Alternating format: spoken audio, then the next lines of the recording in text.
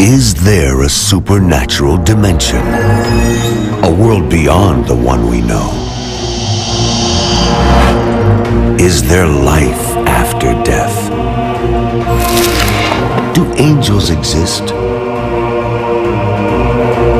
Can our dreams contain messages from heaven? Can we tap into ancient secrets of the supernatural? Are healing miracles real? Sid Roth has spent over 35 years researching the strange world of the supernatural. Join Sid for this edition of It's Supernatural.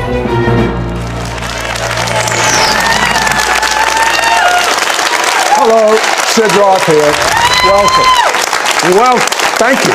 Welcome to my world, where it's naturally supernatural. Everyone is talking these days about blood moons. Why? We know from Joel that before the awesome, great day of the Lord, the day of judgment, there's going to be a moon that will be all blood. But what most people don't know is that every time, historically, when there is what is known as a tetrad is 4 blood moons in a row. Every time there's been a tetrad on biblical feasts, not on the feast that most Christians celebrate, but I mean on the biblical feast, something significant has happened to change the whole world. There is a tetrad that will occur this year and next year on a biblical feast, and there won't be another one for another 400 years. What significant thing is going to happen between this year and next year? I believe I have the guest that will be able to tell us that.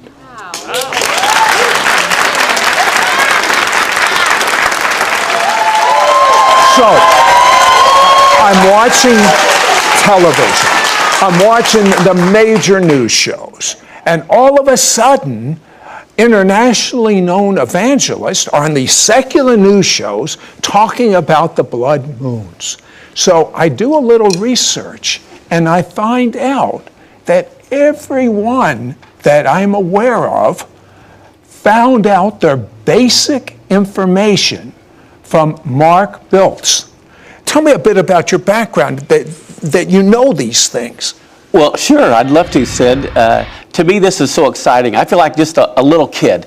And when I was a little kid, I loved astronomy. And I'd be laying down out on the grass, and I'd be looking up at the heavens, and like Psalms 19, where it says, the heavens declare the glory of God. And I would just be looking up, and I just love it. And I had a telescope, and I'd always be trying to find the moons around Jupiter and the ring around Saturn. And then as I got older and I became a believer and filled with the Holy Spirit, and I just loved God, and all of a sudden I found out about the feasts of the Lord. And I realized they weren't the Jewish feasts, but they were the Lord's feasts.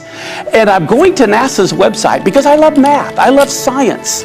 And I had seen this beautiful total lunar eclipse over the Temple Mount in Jerusalem. And I got to thinking about the Bible verses, you know, with the moon turning to blood and the sun to sackcloth. And so what did I do? I said, well, let's see if there's any interesting eclipses coming up. And so I looked, and I saw there were these 4 total lunar eclipses in a row. And I thought, well, how often does that happen? And so I was going to NASA's website, and I saw it didn't happen at all in the 1800s, didn't happen in the 1700s, didn't happen in the 1600s. So it's pretty rare. It's very, as a matter of fact, after my research, I found it has only happened 8 times in the last 2,000 years that rare. These have fallen on the biblical feast days. But that's what was so amazing. I'm in my prayer closet. It's about 4 in the morning. I was getting up, early for a long time. And I'm praying, and all of a sudden, it's like this voice comes and says, Mark, put these on the biblical holidays. Because when I was on NASA's website, it had like April and October, April and September, and it was like a download. And so I get all excited and I run out to my computer and I get on the computer and I see they fell on Passover and Tabernacles, Passover and Tabernacles. So now I'm ready to jump out of my skin. I can't believe this. Oh my gosh, you know. And so I go back and I look, and then I see when else they've happened in history, and it just blew me away. Well, the thing that is so amazing to me, tell me about the last set of tetrads, that's 4 of these blood moons in a row. One was just happened to be in 1948. Another one just happened to be in 1967. What significant things happened in 1948 and I think all of you know. Do many of you know what happened in 48 and 67? But just in case. Well, sure. Well, the thing that amazed me concerning the math is, you know, according to NASA, over 5,000 years, you only average 1 total lunar eclipse every year and a half. And here we have 4 within a year and a half, and they're falling on the feast days. And the last time it happened was when Israel recaptured Jerusalem in 1967 and 1968. And when I saw that, I was like, oh, good grief, this is supernatural. And so I go running back and I look at the next date, and it was right after Israel became a nation in 1948. It happened in 1949 and 50. And so now my mind's reeling, so I have to go back, and I got to do some more research. And I'm going back, and I find out it happened during the Inquisition, 1492. When Columbus sails the ocean blue. Now, why was that? Now, that was pretty bad for us Jewish people, because we Jews were literally left, if we didn't leave, we'd be murdered. So it wasn't too good for us Jewish people, but it had an effect on the world. What was that? Well, sure it did, because they expelled all the Jews on the 9th of Av, and also in Portugal in 1493, 1494, what happens, King Ferdinand and Queen Isabella are taking all the Jewish wealth, but that is what helped finance the finding of the New World and all the Jews coming over to America. So in your opinion, if the Jews hadn't been expelled and Christopher Columbus, who is Jewish, and you told me also there were a number of his crew that were Jewish, why? Because they had to leave Spain, they might not have founded America. That's right. That's right. That's exactly right. And you know what? As I went back further, at the destruction of the temple in 70 AD. That's going way back. Way back. Solar lunar eclipses all over the biblical holidays. And then during the time of Messiah's death, 32, 33 AD, solar lunar eclipses all over the biblical holidays. And so I'm thinking, God is true. Well, I'll tell you what I'm thinking. We're out of time right now, but when we come back, so what does this mean to us now? What effect, what significant thing is going to happen? Because we know that these 4 blood moons are going to occur this year and next year. We know that. We know they're going to be on the biblical feasts, but we don't know what effect it'll have on us. We'll be right back. We'll be right back to It's Supernatural. My passion is for you to walk in divine health 24/7. That's why I handpicked my favorite healing scriptures from many translations of the Bible, personalized them for you, and made them available in this free ebook. I want you to meditate or pray out loud these scriptures over your life daily and witness the supernatural healing power of God's kingdom come upon you. Download your free Healing Scriptures ebook now. We now return to It's Supernatural. So, we know why the blood moons are important, because the Bible talks about them, especially just before the judgment day, so to speak. Prophet Joel talks about that. But why connect them with the feasts, the biblical feasts? Why are the biblical feasts important to us? Mark? Well, sure, Sid. I see in Genesis chapter 1, verse 14 is a verse I'd read 100 times, but all of a sudden it hit me like a ton of bricks. All of a sudden it had a whole new level of meaning. I always thought God created the sun and the moon for light or heat. But when I read Genesis 1:14, it said he created the sun and the moon for signs. That's the number one reason. It was for signs or signals. And then the very next word is mistranslated in English. What is it? And then it says for seasons and days and years. Well, when I read seasons, I think of winter, spring, Sure. summer, or fall. But did you know that same Hebrew word they translated as seasons in Genesis and Leviticus, they translate that same word as feasts. So you're saying that the sun and the moon was created For food? for signs? In the winter? This is what's coming to me. If there are, in baseball, there's, you notice the catcher does certain hand signals to a fastball or a curve or something like that. Now, if the pitcher doesn't know what those hand signals are, he won't have a clue what's going to happen. I mean, the catcher's liable to get right hit in the face. Exactly. But if he knows, he's prepared. Is that what you're saying? Exactly. Because that same word that's translated as either fall or food literally means a divine appointment. That's what the Hebrew word moed means. And how many of you believe in divine appointments? I mean, obviously. So, and how many of you want to know the sign for a divine appointment? I sure do. Well, the thing to me is, also I realize they're scheduled.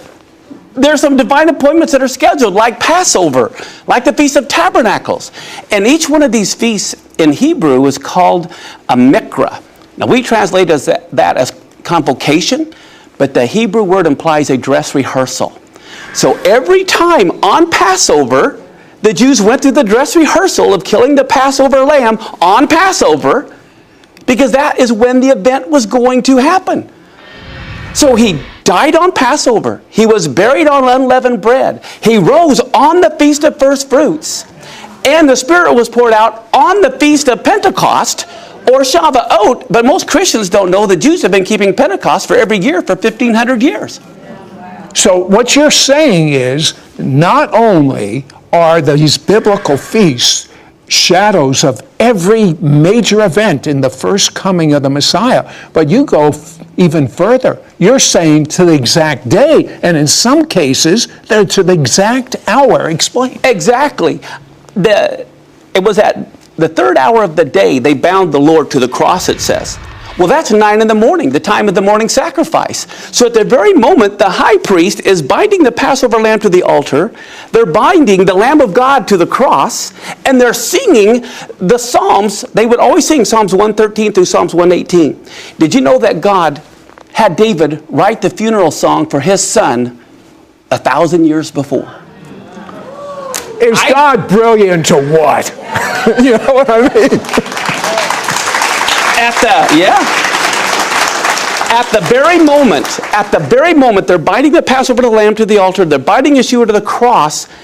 Josephus records 2.5 million Jews are in Jerusalem, and there's this choir that is singing, and the words they're singing is, bind the sacrifice with cords, even to the horns of the altar. This is what they're singing at the very moment. This is what he's hearing while they're binding him to the cross. And then at noon, when he's lifted up, and he said, if I be lifted up, I'll draw all men unto me. Guess what they're singing? Psalms 118. And what are the words? The right hand of the Lord is lifted up. The right hand of the Lord is exalted. So not only did he fulfill the feast to the day, but to the very single hour. And so the thing is this, if we're not on the right calendar, see, our calendar is based on the sun. Right. The Islamic calendar is based on the moon. But God says, let them, both the sun and the moon, determine the days of my daytimer. But wait a second. The church celebrates Resurrection Sunday. So, so isn't that the same? Well, it's on the wrong calendar. Wait. The church celebrates Pentecost. Right. Is that right? On the wrong calendar. Well, no wonder we're... No, I won't say it. Well, I'll give you a perfect example. Okay. Now, here's the thing. The feast, God's appointed time. This audience is going to get me in trouble. But God is a God of order. And because of that, he has to die before he gets buried. He's got to be buried before he can raise from the dead. And he's got to raise from the dead before the Holy Spirit can be poured out on Pentecost. Do you know, on the secular calendar we use, because we're on the wrong calendar, 2 years from now, Easter is a month before Passover. Now, how do you celebrate the resurrection before he even dies? I'll tell you what.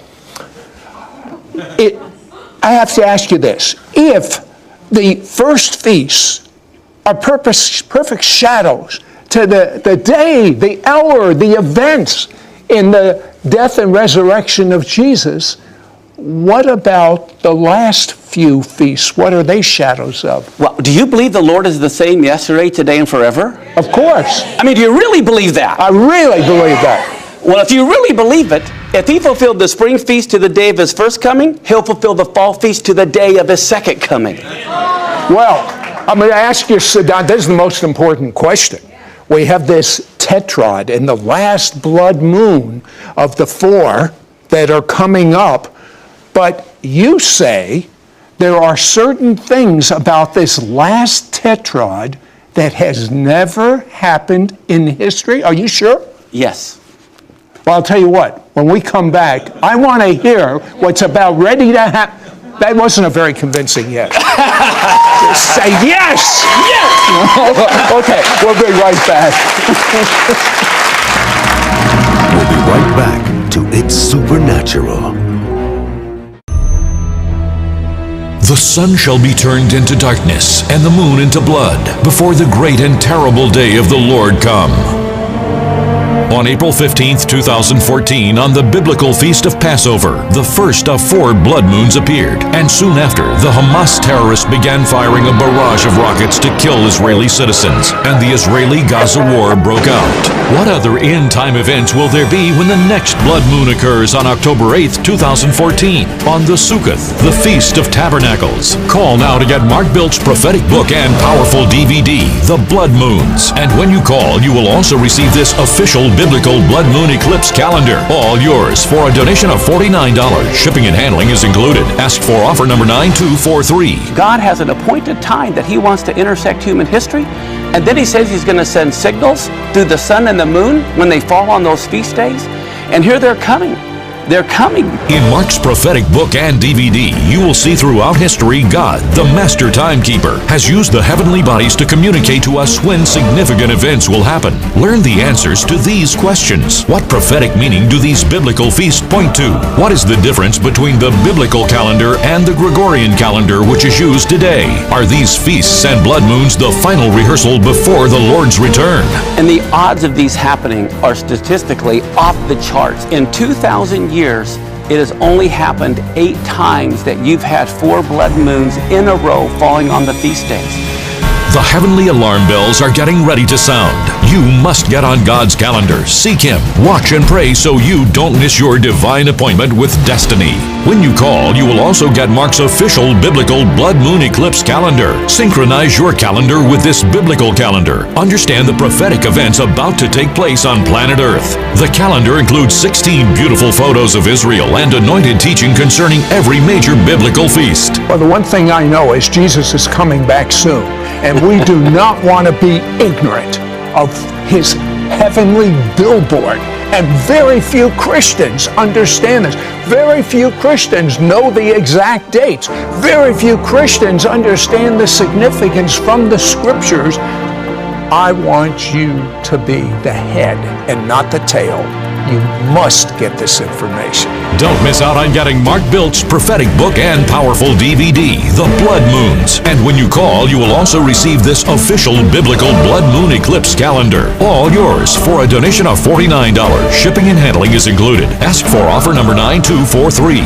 Call or you can send your check to Sid Roth. It's Supernatural. P.O. Box 39222, Charlotte, North Carolina 28278. Please specify offer number 9243 or log on to sidroth.org. Call or write today. We now return to It's Supernatural. Yeah, you know, as we were discussing, if everything is being fulfilled to the day, to the hour at the first coming of the Messiah through God's biblical feasts, or as Mark explained, his appointments, then the last feast will be his return to the day and the hour, but is there anywhere in the Bible that gives us a clue that the devil's going to tamper with the calendar so that we'll miss the signs? You bet there is. It's in the book of Daniel. And think about this. If you were in business and your competitor, you had an appointment, if he could get a hold of your day timer and change it, he would love to have you miss the appointment. Of course. Well, God doesn't want us to miss the appointments, and he always warns before he brings judgment. And guess what? In Daniel, it says one of the things the Antichrist tries to do is change the times and the seasons. I remember that. Do you remember that? I do. That's referring to the feast days. That's referring to God's appointed times when he's going to intersect human history. So significant. So, speaking of intersecting human history, we have this tetrad, the 4 blood moons. And the last one, which will happen next year, will be the most unusual that ever has occurred in history. In fact, we don't even have any more of these tetrads scheduled that occur on feast days for over 400 years after that. Why is it so unusual, Mark? Well, have you ever heard of a super moon? I actually heard of it because I interviewed you on radio. Before that, I didn't know diddly. Well, here's what a supermoon is. Here's the Earth, and here's the moon. And the moon's orbit around the Earth is elliptical. It's far away, and it gets close, and it's far away. Every month, it does a complete orbit. Mm-hmm. When the moon is at its closest point to Earth, it's called its perigee. All right? Well, if the moon is a new moon at perigee, at its closest point, you don't even see it.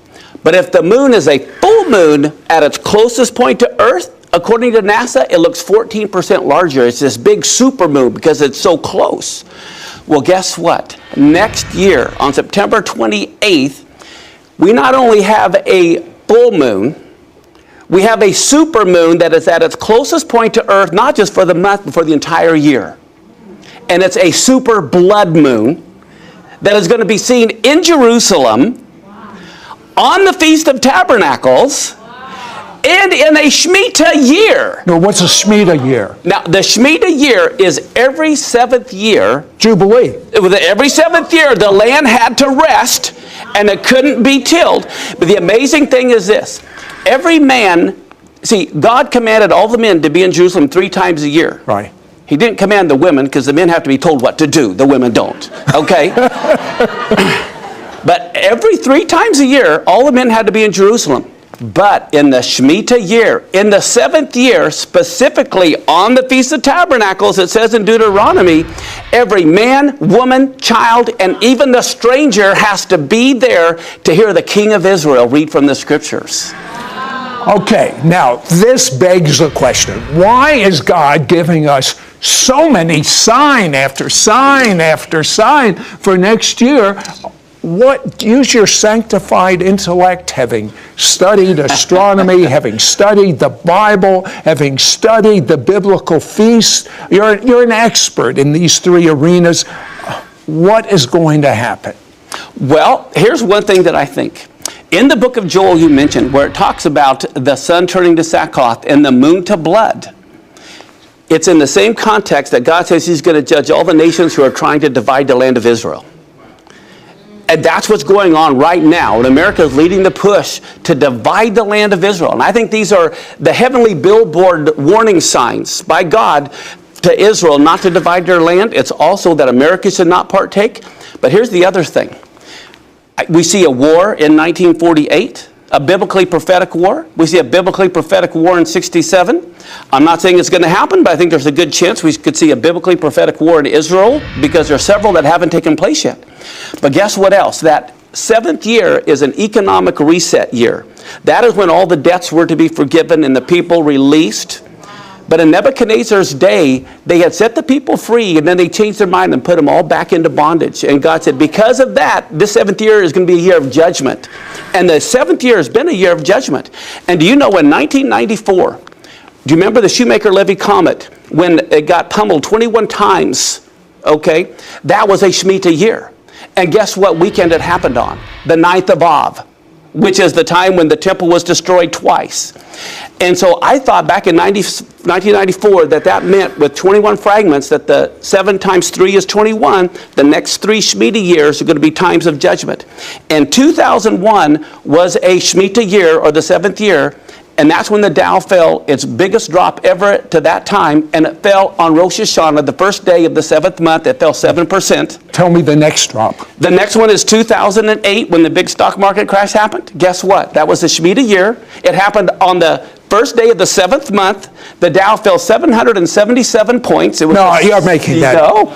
It did. I saw it. It really did. Yeah. Now listen, how many more signs do you need? This is your moment to make Jesus your Messiah and Lord. Believe that Jesus died, just like Mark explained, and rose from the dead on the Jewish feast, and believe that his blood washed away your sins. You are clean. Make Jesus your Lord and live inside of you now.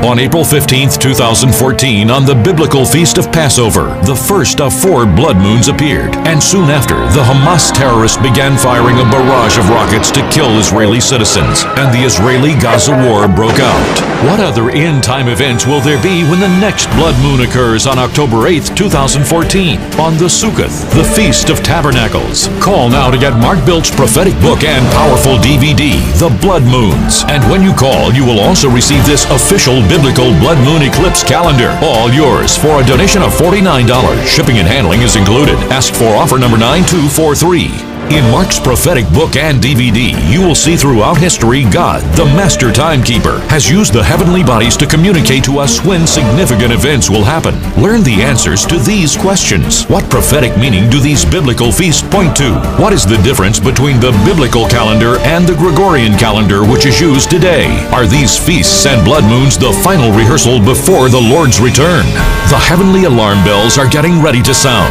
You must get on God's calendar. Seek Him. Watch and pray so you don't miss your divine appointment with destiny. You will also get Mark's official biblical blood moon eclipse calendar. Synchronize your calendar with this biblical calendar. Understand the prophetic events about to take place on planet Earth. The calendar includes 16 beautiful photos of Israel and anointed teaching concerning every major biblical feast. Don't miss out on getting Mark Bilt's prophetic book and powerful DVD, The Blood Moons. And when you call, you will also receive this official biblical blood moon eclipse calendar. All yours for a donation of $49. Shipping and handling is included. Ask for offer number 9243. Call or you can send your check to Sid Roth. It's Supernatural. P.O. Box 39222, Charlotte, North Carolina 28278. Please specify offer number 9243 or log on to sidroth.org. Call or write today. Next week on It's Supernatural, my guest found a key. And he figured out there's no sickness in heaven. There's no fear in heaven.